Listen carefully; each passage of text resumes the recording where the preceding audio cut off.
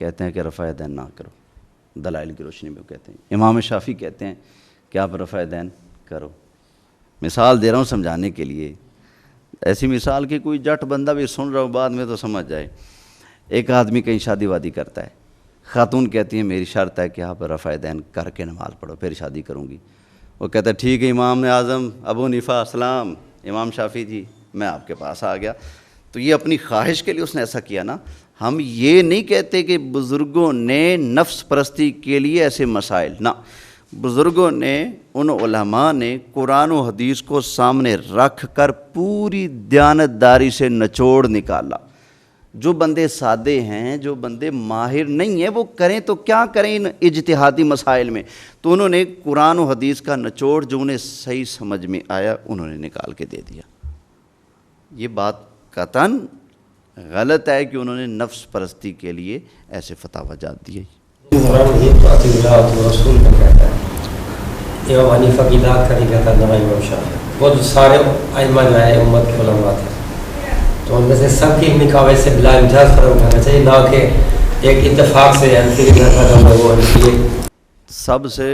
سب سے بلا امتیاز سب سے فائدہ اٹھا سکتے ہیں۔ ہاں جی، چلو پہلے اس پر اتفاق ہو جائے کہ بلا امتیاز کسی بھی امام کی رہنمائی سے ہم فائدہ اٹھا سکتے ہیں، ٹھیک ہو گیا؟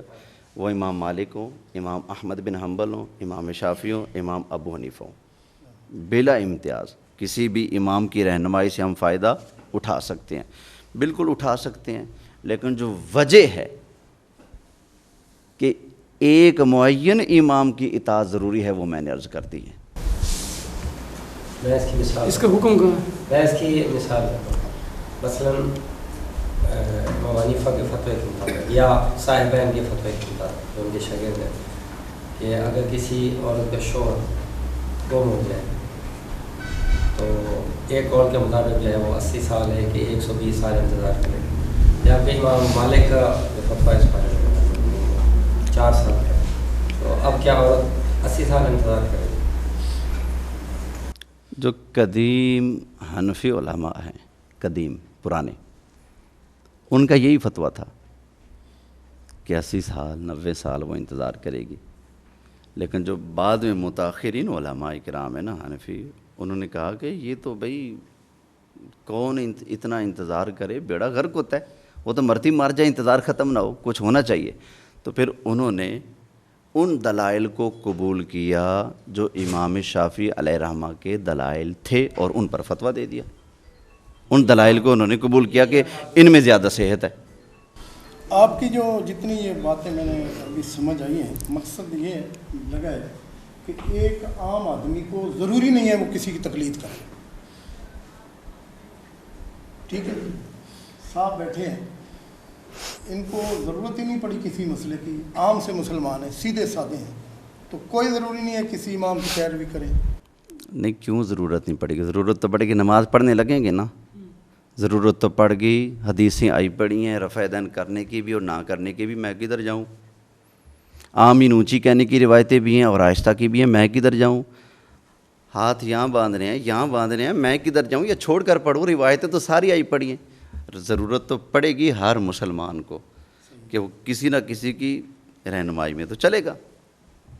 اصل میں ایک بات دوبارہ سے کہہ رہا ہوں، امام جو ہوتا ہے نا، امام وہ کوئی مذہب کی بنیاد نہیں رکھتا، اصل میں وہ پوری دیانتداری سے منشا رسول بیان کرتا ہے صلی اللہ علیہ وسلم۔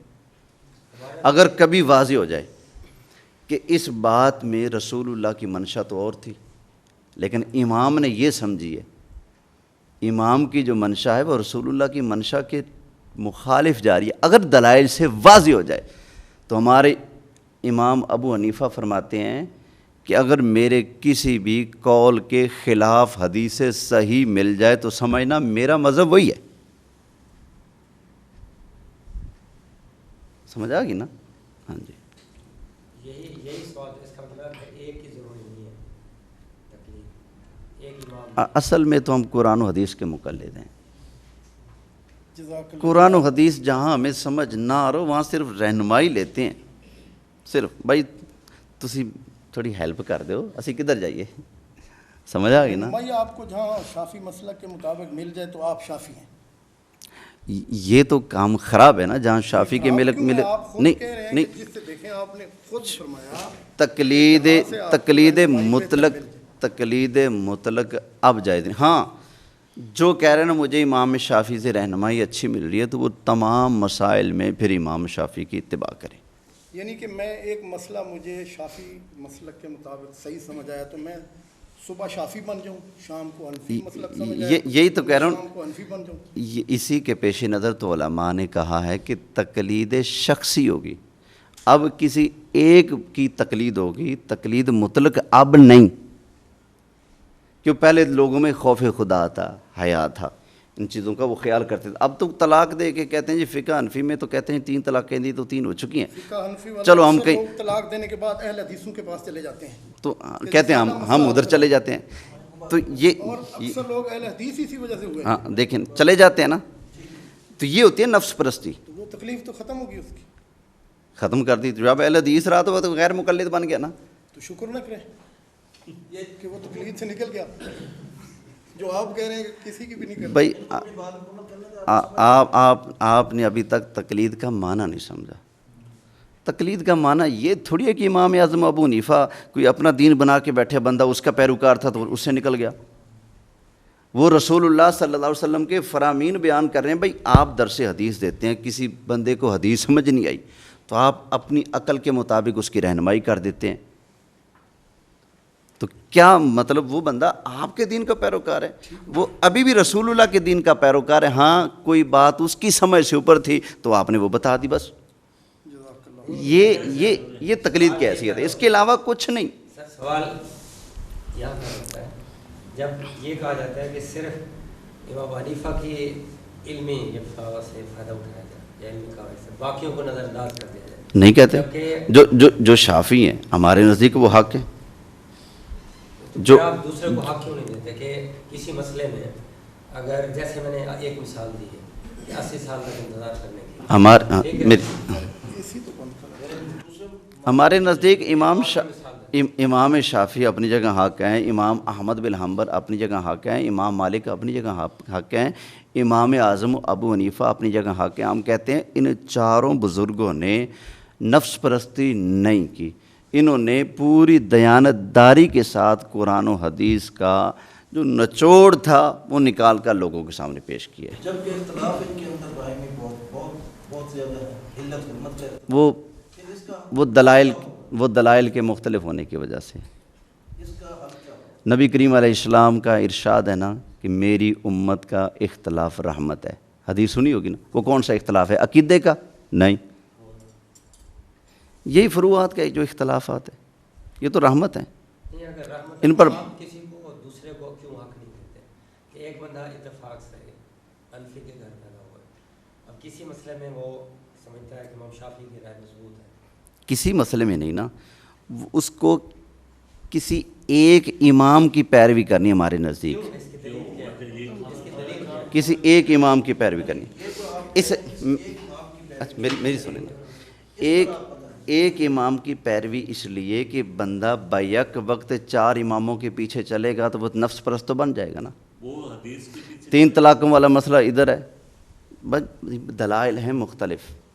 وہی تو ڈھونڈیں گے نا ہم, وہ حدیث کی صحت میں ڈھونڈ لیں گے. آپ کے سامنے 2 طرح کی حدیثیں آ گئی ہیں, رفع الیدین کرنے کی اور نہ کرنے کی. دونوں حدیثیں صحیح ہیں.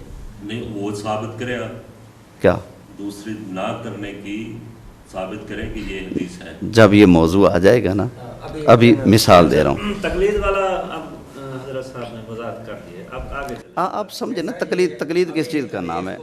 آپ اللہ فرماتا ہے یا ایھا الذین آمنوا اطیعوا اللہ واطیعوا الرسول واولی الامر منکم.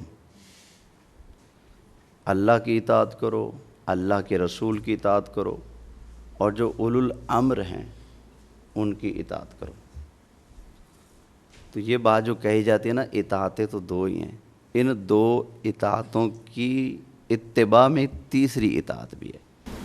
وہ کن کی ہے؟ اولو الامر سے مراد حکمران ہے, لیکن آگے پھر یہ فرماتے ہیں क्या सिर्फ हुक्मरान है या आगे भी मुफस्सिरीन के इरशादात हैं? आगे सुने, फ़इन तनाज़अतुम फ़ी शैइन फरुद्दूहु इलल्लाहि व रसूल। अगर तुम्हारा किसी मसले में इख्तिलाफ हो, झगड़ा हो जाए आपस में, तो उसे अल्लाह और उसके रसूल की तरफ लो। हाँ जी। अब एक मसले में तलाक है बिल्कुल, या यही भी खामद गुम हो गया है, अब इख्तिलाफ पैदा हो गया, अभी शाफी कुछ कहते हैं, हम्बली कुछ कहते हैं, हनफी कुछ कहते हैं। आपका दावा ये है कि जो हनफी है वो सिर्फ इमाम अबू हनीफा रहमतुल्लाह अलैह के फतवे पर चलेगा, जबकि हम ये कहते हैं कि जब ये चारों आइम्मा सल्फ, मतलब है उन्होंने नबी सल्लल्लाहु अलैहि वसल्लम की अहादीस, उनके इल्म को आगे समझ कर उसको बयान किया है, तो फिर ये हक मैं आपको अर्ज कर दूं इस मेरे पर। साथ बात नहीं है। फिर ये हक होना चाहिए बंदे को कि किसी मसले में वो समझता है कि इमाम शाफी का वो मजबूत है मौका, तो उसको अच्छा, adopt क्यों ना क्या करें? क्या ये हक हर बंदे को होना चाहिए, या फिर जो कुरान और हदीस का मुकम्मल माहिर और स्पेशलिस्ट हो उसको ये हक होना चाहिए? देखें, हाँ, स्पेशलिस्ट के मुकाबले में एक- स्पेशलिस्ट खड़ा है। एक मिनट, ये बात मैं जो पूछ रहा हूँ बताइए। आप जो कह रहे हैं कि उसको हक होना चाहिए कि दूसरे दलाइल हैं तो उधर चला जाए, क्या हर बंदे को ये हक होना चाहिए जो, या फिर जो कुरान और हदीस के माहिर हैं उनको ये हक होना चाहिए? दो माहिरों ने जवाब दे दिया है, इमाम हनीफा भी माहिर है, इमाम शाफी भी माहिर है, ठीक है, वो माहिर है। अब दो उन्होंने राय दी, अब बंदे उन्हें खुद, क्योंकि हर इंसान जो है अपने फहम के मुताबिक अल्लाह ताला को जवाब दे होता है। अब अपने तौर पर अगर वो कोई फैसला करे तो यकीनन गलती हो सकती है, लेकिन जब दो बड़े स्पेशलिस्ट हैं, माहिर हैं, इमाम हनीफा रहमतुल्लाह अलैह, इमाम शाफी, चले दो ले लेते हैं, तो उनमें से किसी एक की राय जब चुनता है तो आप ये हक क्यों नहीं देते कि वो दूसरे की चुन सकता है? हम कहते हैं कि अगर ऐसा करेगा ना तो ख़राबी पैदा होती है, नफ्स परस्ती होती है। या तो ये वो माने कि इसलिए कि वो इख्तलाफ ना किसी एक बात में नहीं, इख्तलाफ तो ढेर सारी बातों में ना, वो तो फिर यही तमाशा लगा रहेगा। आप समझने की कोशिश करें, मैं जो अर्ज़ कर रहा हूँ कि इख्तलाफ हो जाता है उलमा का, और इख्तलाफ के वक्त कौन सा कौल कबूल करना, कौन सा कबूल नहीं करना, ये फ़ैसला आवाम करेगी या कुरान और सुन्नत के माहिर उलमा करेंगे? माहिर उलमा करेंगे। मैं आपको बताता हूँ, नबी करीम अलैहिस्सलातु वस्सलाम के ज़माने में बाज़ मामलात ऐसे थे जो चल रहे थे, लेकिन सहाबा किराम अलैहिम रिदवान ने ऐसे बाज़ मामलात को रोका कि नहीं रोका? मस्जिद में औरतों का नमाज के लिए आना, हज़रत उमर रदी अल्लाह ताला अन्हु ने अपनी ज़ौजा को रोका था कि नहीं रोका था? रोका था। हज़रत उमर ने ख़ुद अपनी ज़ौजा मोहतरमा को नमाज से जाने के लिए रोका। अब बात मुकम्मल करें, कहना क्या चाहते हैं? मतलब ये कि ज़रूरत के तहत बाज़ औक़ात हुक्म बदल जाता है, ज़रूरत के तहत। वो इख्तियार किसको है बदलने का? जो कुरान और हदीस के माहिर उलमा होंगे ना, माहिर उलमा, वो माहिरीन जब बैठे ना कि उम्मत का हल, ये मसला जो है हल होना चाहिए कि एक शख्स का शोहर, एक औरत का शोहर लापता हो गया, वो 80 साल इंतज़ार करे। असलार में तो एक- आपस में इत्तेफाक होता नहीं है, आइम्मा में इख्तिलाफ, बड़ी शिद्दत का इख्तिलाफ मौजूद है। आप कहते हैं जो इमाम है, आइम्मा है, वो है माहिर है मसला, उनमें आपस में इख्तिलाफ शिद्दत में है, इसका हल क्या होगा अवाम के लिए? आप अवाम उनमें से किसी एक की पैरवी करें।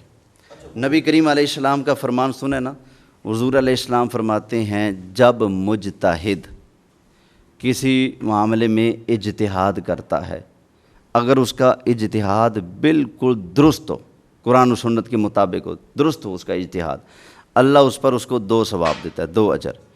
अगर उसके इज्तिहाद में ख़ता वाक़ हो जाए, मतलब उसने अपनी तरफ से पूरी ताकत सर्फ की कि मैं सही नतीजे पर पहुंचूं, लेकिन बशर है ना, नतीजे सही पर नहीं पहुंच सका, एक नतीजे पर वो खड़ा हो गया, भाई मेरे दलाइल, मेरा इल्म ये कहता है, एक नतीजा उसने कायम कर लिया, लेकिन वो ख़ता पर है, तो नबी करीम अलैहिस्सलाम फरमाते हैं मुजतहिद को अब भी उस पर 1 सवाब मिलेगा।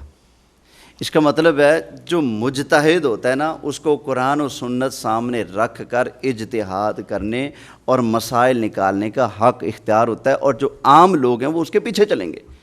اللہ فرماتا ہے فَاسْأَلُوا أَهْلَ الذِّكْرِ إِن كُنتُمْ لَا تَعْلَمُونَ، اگر تمہیں علم نہ ہو تو اہل علم سے پوچھ لو۔ میں ایک منٹ، جو ان پڑھ لوگ ہیں کچھ، ان کے مسائل پھنستے ہیں، وہ مجھ سے پوچھتے ہیں، میرے مسائل پھنستے ہیں، میں اپنے سے بڑوں سے پوچھتا ہوں۔ تو کیا خدا رسول کی جگہ مجھے مان کر لوگ مجھ سے مسئلہ پوچھتے ہیں؟ نہیں۔ دیکھیں جو چیز کوشچن ہے وہ یہ ہے کہ کیا اہل ذکر پوری امت میں سرے ابو حنیفہ گزرے؟ امام شافعی ایک شخص، میں آپ یہ مانتے ہیں کہ وہ اہل ذکر ہیں؟ تھوڑی سی غلط فہمی میں آپ چل رہے ہیں۔ میں کہہ رہا ہوں نا، امام شافعی کی آپ تقلید کریں فابہا، امام ابو حنیفہ کی کریں، امام مالک کی کریں، جب آپ کہتے ہیں کہ صرف ایک ہی کریں، صرف ایک وقت میں ایک کی ہوگی۔ یہ نہیں کہ آپ اپنا مطلب سیدھا کرنے کے لیے دوسری طرف چلے جائیں۔ جو دوسرے ہیں انہوں نے اپنا مطلب نکالنے کے لیے ایسا کیا۔ بھائی آپ کو میں کہہ رہا ہوں، آپ اپنا مطلب نکالنے کے لیے ادھر چلے جائیں۔ مجھے یہ لگتا ہے، میں آپ سے پوچھتا ہوں، آپ اپنا موقع پہلے بتائیے گا۔ ایک شخص ایک وقت میں اپنی بیوی سے کہتا ہے میں نے تجھے طلاق دی، میں نے تجھے طلاق دی، میں نے تجھے طلاق دی، 3 طلاقیں دے کر کہتا ہے جاؤ فارغ ہو تم۔ اب آپ کہتے ہیں طلاق ہوئی کہ نہ ہوئی؟ آپ اپنا بتائیے گا پہلے۔ قرآن کہتا ہے کہ الطلاق مرتان، کہ طلاق 2 مرتبہ ہے، اور حدیث نے اس کی وضاحت کر دی ہے کہ ہر دور میں ایک ایک طلاق ہوگی۔ قرآن بڑا واضح ہے اس بارے میں۔ اب ایک اور میں مثال دیتا ہوں، نہیں، مثلا قرآن کہتا ہے، میری بات تو سن لیں، آپ اپنا موقف اور سادہ کر کے بتائیں۔ میرا موقف یہ ہے کہ جتنے بھی آئمہ سلف گزرے ہیں وہ ہمارے اس دین کے شریعت کے ایکسپرٹ تھے۔ انہوں نے نبی صلی اللہ علیہ وسلم کے اقوال اور قرآنی تعلیمات کو سمجھ کر لوگوں کی رہنمائی کی ہے کہ اس سے مراد یہ ہے، یعنی ہوائے نفس کی انہوں نے پیروی نہیں کی۔ آپ نے خود کہا ہے کہ اگر آپ بھی مانتے ہیں نا پیروی نہیں کی ہوائے نفس کی؟ بالکل مانتا ہوں، ٹھیک ہو گیا۔ ہوائے نفس کی پیروی نہیں کی، اور آپ نے خود کہا ہے کہ اگر کسی امام سے یا کسی مجتہد سے غلطی ہوتی ہے تو پھر بھی اس کو ثواب ملے گا، ایسا ہے۔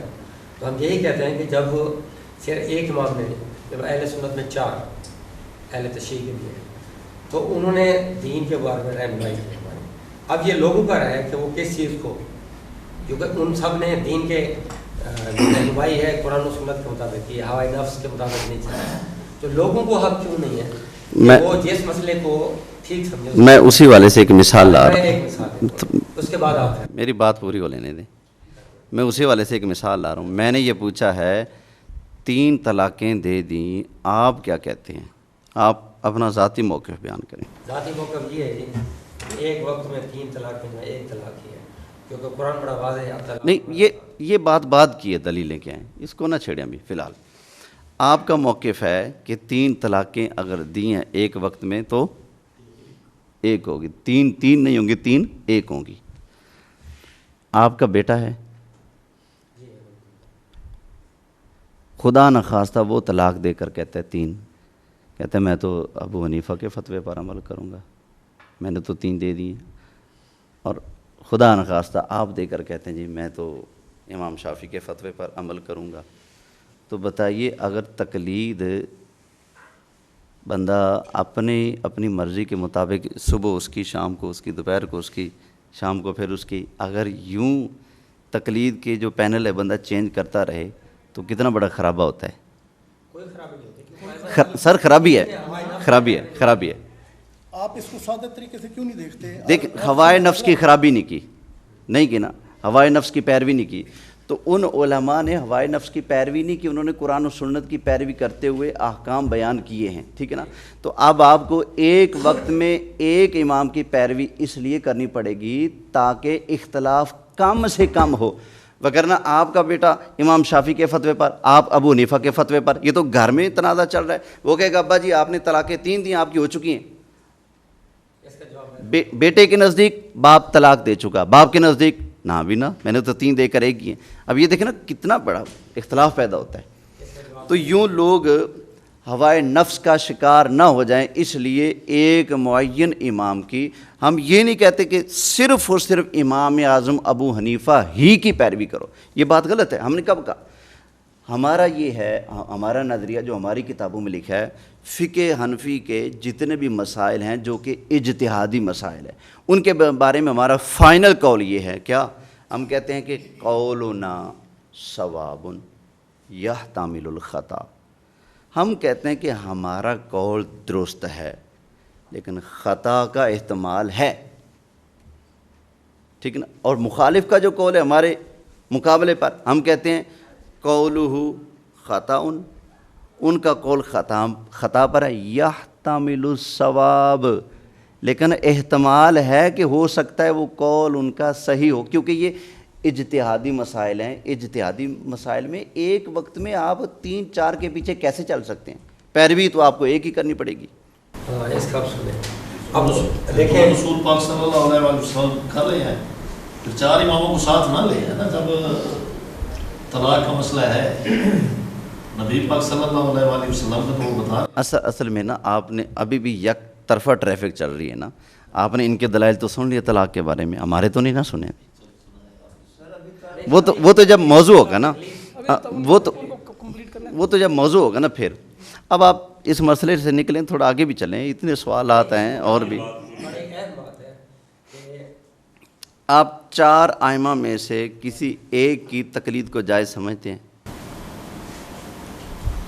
ہاں، یہ کسی ایک ہی معین طور پر، یعنی پھر دوسرے کی نہ کریں، ایسا نہیں۔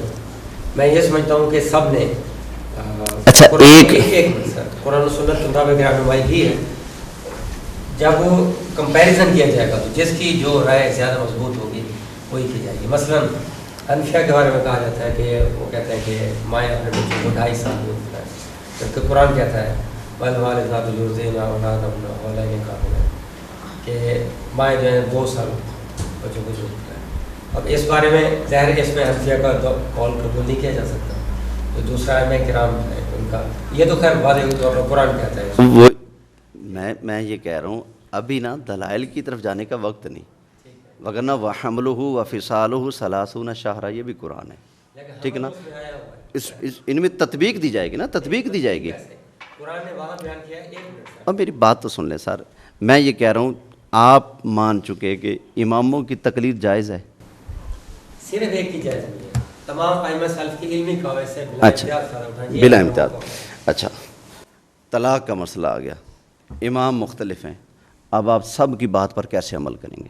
نہیں، اس میں چوائس ہے، جیسے چوائس آ گئی نا، چوائس آپ کیوں کر رہے ہیں؟ بات تو یہی نا، چوائس آپ نے کی نا، 2 ڈاکٹر، چوائس آپ نے کی نا، 2 ایکسپرٹ ہیں، 2 ڈاکٹر، آپ ایک ڈاکٹر کے پاس چلے جاتے ہیں، دوسرا دوسرے کے پاس، اس کے پاس چوائس۔ سر چوائس آپ نے کی ہے نا، ہاں جی، ایک وقت میں آپ سب کو کیسے مانیں گے؟ یہ سب کو ماننے کی چوائس کریں گے نا؟ دیکھیں وہ اللہ کے رسول نہیں ہے۔ اچھا میری بات سنیں، اس لیے علماء نے یہ کہا ہے کہ چوائس آپ کریں، لیکن یہ چوائس درست نہیں ہے کہ آپ صبح ان کی بات مانیں، شام کو ان کی بات مانیں، دوپہر کو ان کی بات مانیں، یہ ہوائے نفس ہے کہ آپ کو جدھر نفس کی سہولت نظر آئی آپ ادھر مائل ہو گئے۔ بھائی وہ ڈاکٹر کی بات اور ہے، قرآن و سنت کے مسائل کی بات اور ہے، یا ڈاکٹروں کی بات فٹ نہیں کر سکتے۔ سنت میں فرق آ رہا ہے ان اماموں کے نزدیک، پھر آپ غلط کس کو کریں گے؟ قرآن و ایک ہی مان کے چل رہے ہیں، پھر تو باقی تو فارغ۔ اچھا میری بات سنیں، حضرت عبداللہ بن عباس کی بات ٹھیک ہے؟ بتائیے، ایک منٹ، حضرت عبداللہ بن عباس کی بات ٹھیک ہوگی غلط ہوگی؟ صحابی رسول ہیں، حبر امت ہیں۔ ٹھیک بھی ہو سکتی ہے، غلط بھی ہو سکتی ہے، دونوں باتیں ہو سکتی ہیں، ٹھیک بھی ہو سکتی ہے، غلط بھی ہو سکتی حضرت اماں عائشہ صدیقہ کی، جب ان دونوں کے فرمان آپس میں ٹکرائیں گے تو کسی ایک کو قول کو لینا پڑے گا نا، ایک کو چھوڑنا پڑے گا، یا دونوں کو لے لیں گے؟ ہے۔ یہی تو ہم کہہ رہے ہیں، یہی تو ہم کہہ رہے ہیں، 2 اقوال آگے آپشن ہے، دونوں بڑے درجے کے، اور گھر بھی بچتا ہے نا، طلاق کے مسئلے سے گھر بھی بچتا ہے، زندگیاں بھی بچتی ہیں، اور واضح مطلب یہ کہ وہ دلائل بھی ہیں، تو کیوں نہ اس کی چوائس کو لیا جائے؟ یہ دور صحابہ سے یہ مسئلہ طے ہو چکا، جب حضرت عمر رضی اللہ تعالیٰ عنہ نے لوگوں میں یہ دیکھا تھا نا کہ لوگ تین طلاقیں دے کر، کیونکہ رسول اللہ صلی اللہ علیہ وسلم کی تعلیم یہ ہے کہ ایک وقت میں ایک طلاق دی جائے. ایک طلاق دینے کا طریقہ یہ نہیں تھا کہ 3 دفعہ دے کر ایک شمار کرے بندہ، ٹھیک ہے نا. ایک وقت میں ایک طلاق دے گا، پھر اگلے منتھ ایک وقت میں ایک طلاق دے گا، پھر اگلے منتھ ایک وقت میں ایک طلاق دے گا. یہ جائز طریقہ تھا. لیکن جب لوگوں نے طلاق کو تماشا بنا لیا اور 100 طلاقیں دے کر صحابہ کرام کے پاس آتے تھے. حضرت عبداللہ بن عباس کے پاس ایک بندہ ہے، کہتے جی میں اپنی بیوی کو 3 طلاقیں دے بیٹھوں، اب میں کیا کروں؟ فرمایا تیری بیوی فارغ ہو چکی. فرمایا تم لوگ شرارتی گھوڑے پر چڑھ کر اپنی بیویوں کو طلاقیں دے کر آ کر کہتے ہو یا ابن عباس یا ابن عباس یا ابن عباس. تو عبداللہ بن عباس کیا کرے جب تم خود طلاقیں دے چکے ہو؟ نبی کریم علیہ الصلوۃ والسلام کے وصال سے پہلے کی بات ہے، آپ کے حیات طیبہ کے زمانے میں حضرت فاطمہ بنت قیس ہیں غالباً، وہ فرماتی ہیں کہ میرے شوہر نے یمن جاتے وقت مجھے 3 طلاقیں دیں. نبی کریم علیہ السلام نے ان طلاقوں کو برقرار رکھا. امام بخاری علیہ الرحمہ نے بخاری شریف کے اندر پورا چیپٹر قائم کیا ہے جو کہتا ہے کہ 3 طلاقیں ایک وقت میں 3 ہوتی ہیں. اس کی دلیل یہ ہے، امام شافعی نے آگے امام بخاری نے دلیل بھی ذکر کی ہے. بھائی دلائل 2 طرفہ ہو جاتے ہیں، جب امت پھنس جائے دلیلیں 2 طرف ہیں تو کدھر جائیں؟ تب ہم تقلید کہتے ہیں. یہ سمجھنے کی کوشش کریں، یہ کیونکہ ایک آپ سمجھنے کی کوشش کریں نا بھائی. آسانی اس چیز کا نام نہیں کہ جدھر آپ کا نفس محسوس کرے تو ادھر. آسانی اس طریقے پر لیں کہ آپ کسی ایک امام کی بات کو مستقل چوائس کریں. ضرورت کے وقت چلیں گے، پھر آپ سہولت کار ہیں. نفس یہ ہے کہ یہ اپنی خواہش کے مطابق چلے. جب 2 بڑے صحابی ایک ہیں، 2 ائمہ مجتہد، ان میں سے کسی ایک کو بنا سلیکٹ کرتا ہے، پھر کیسے آپ اپنی فلاں ضرورت کے وقت فلاں کے ساتھ مل جائیں، فلاں ضرورت کے وقت فلاں کے ساتھ مل جائیں. بات کو بار بار دہرایا جا رہا ہے. تو آگے چلیں. میں نے بات پیش کر دی، آپ کو سمجھ آ گئی ٹھیک، نہیں تو جنہوں نے سمجھ نہیں وہ سمجھ لیں گے. ایک رات میرے سے سن لیتے. ابھی طارق صاحب نے کہا ہے جب جھگڑا ہو جائے ماموں میں جہاں سمجھ میں نہ آئے بات تو فرتو اللہ و رسول ہمیں چوائس تو ہے، وہ ہم نے اسی کو کرنا ہے فالو، اللہ کے رسول کو. تو ادھر جائیں اور بتا رہے قرآن کی. میں نے بتایا جب جھگڑا ہو جائے تو اللہ رسول کی بارگاہ میں لے جاؤ. جو امام ہوتے ہیں نا وہ اپنی بارگاہ کھول کے نہیں بیٹھے، وہ فرمان رسول کا مطلب بتاتے ہیں. جب ایک ہی طرح کے 2 دلائل جمع ہو جائیں تو وہ کہتے ہیں یہ پہلے کیا ہے، یہ بعد کیا ہے، اس میں یہ جوڑا، یہ تطبیق ہے. بس وہ یہ کام کرتے ہیں، وہ اپنی طرف سے مسئلہ نہیں بناتے.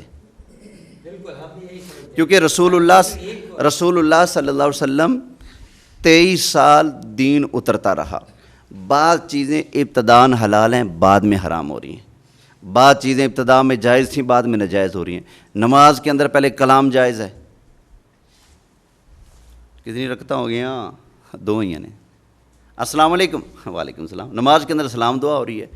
رکعتیں کتنی ہو چکی بتائی جا رہا ہے. قریب ہو جاؤ بھائی اور ساتھ ہو جا. نماز میں بول کے بتایا جا رہا ہے. عربی زبان میں یہ ساری باتیں تھیں، آہستہ آہستہ جائز ہوں گی. تو جس نے جس دور میں جو کام دیکھا اس نے بعد والوں کو وہی کام بتایا. کچھ لوگ تھے وہ ساری زندگی رسول اللہ کے ساتھ رہے، کچھ لوگ 20 دن کے لیے آئے، کچھ 10 دن کے لیے آئے، کچھ مہینے کے لیے آئے. تا حیات انہوں نے عمل کیا ہے. تو یہ وجہ ہے اختلاف کی. ہاں جی آگے چلیں. جزاک اللہ جی. مسئلہ اتنا لمبا ہو گیا، اتنا لمبا تھا نہیں. جو میری سمجھ میں یہ ساری ڈبیٹ آپ لوگوں کی آئی ہے وہ یہ آئی ہے کہ امام ابو حنیفہ رحمۃ اللہ علیہ کا فتویٰ ایک طرف، 3 اماموں کا فتویٰ ایک طرف. اگر تینوں کا فتویٰ قرآن و حدیث کے مطابق ہے تو ایک بندہ اجتہاد کر لیتا ہے کہ یار میں ان تینوں کے ساتھ ہوں، تو کیا یہ غلط ہے؟ بندہ دیکھیں گے بندہ کس کیٹیگری کا ہے. ہمارے ہاں بندہ نہیں دیکھیں آپ، نہیں دلائل ہر بندہ قرآن و حدیث پڑھ سکتا ہے. اسلام کی بات آئی ہے، یہ قرآن حکیم میں لے کر سامنے رکھ دوں. ہر بندہ از خود قرآن حکیم پڑھ کر سمجھ کر خود تفسیر کر کے خود اس سے حکم مسائل نکال کر عمل کر سکتا ہے. اچھا چلیں جی اگلا سوال. نہیں نا، بہت شکریہ. اگلا سوال یہ ہے فکر یہ ایک تھوڑی سی وضاحت ایک اور. یہ جو آپ سمجھ رہے ہیں نا کہ فقہ حنفی میں جمود ہے، بالکل نہیں ہے۔ یہ جو آپ مسائل دے رہے ہیں نا، شوہر لاپتہ ہو گیا، 80 سال انتظار کرے، فقہ حنفی والے اب کہتے ہیں کہ 4 سال کرے، پہلے کہتے 80 سال، یہ اس بات کی دلیل ہے کہ جمود نہیں۔ جب دیکھا یار یہ مسئلہ ہے، اس کا کوئی حل ہونا چاہیے، تو انہوں نے دوبارہ سے اپنے دلائل کو دیکھا، امام شافعی کے دلائل کو دیکھا، تو انہوں نے ضرورت کے تحت امام شافعی کے مسلک پر فتویٰ دے دیا۔ جب جمود نہیں ہے تو پھر حق تسلیم کر لیں کہ پبلک کا حق ہے، لیکن ایک پبلک کا حق، بھائی پبلک کا حق ہم ہر پبلک کے آدمی کو کیسے دے سکتے ہیں جب وہ قرآن و حدیث کا ماہر ہی نہیں؟ جو قرآن و حدیث کا ماہر ہے وہ آئمہ کے اقوال کو سامنے رکھ کر اختیار بھی کر سکتا ہے، جو قرآن و حدیث کا ماہر ہے۔ ماہر آنا بات ان پر، ابھی آپ نے کہا کہ جمود نہیں ہے، جب جمود نہیں ہے تو پھر دوسروں کا کیا؟ وہ ایک منٹ، جمود کو توڑیں گے کون؟ اگر جمود نظر بھی آ رہا ہے کہیں، توڑیں گے کون؟ علماء توڑیں گے یا عوام توڑیں گے؟ جمود قائم ہے بھائی یوں علماء صحابہ کرام علیہم رضوان کا آپس میں بعض مسائل پر اختلاف تھا اور جمود کی حد تک تھا۔ آگے چلیے۔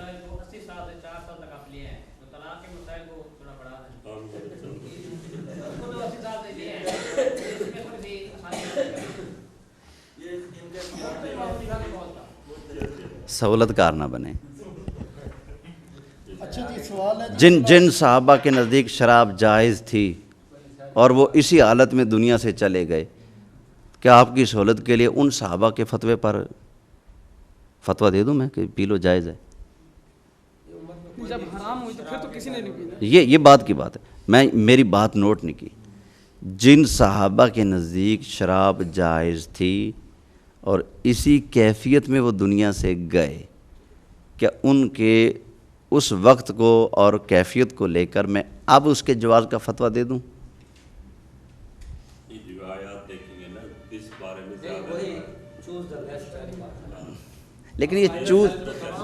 لیکن یہ ساری چوز عوام کو نہیں دے سکتے، ہر بندے کو۔ عوام قرآن پڑھے، حدیث پڑھے، ماہر بنے، پھر چوائس کرے، پھر کرے چوائس۔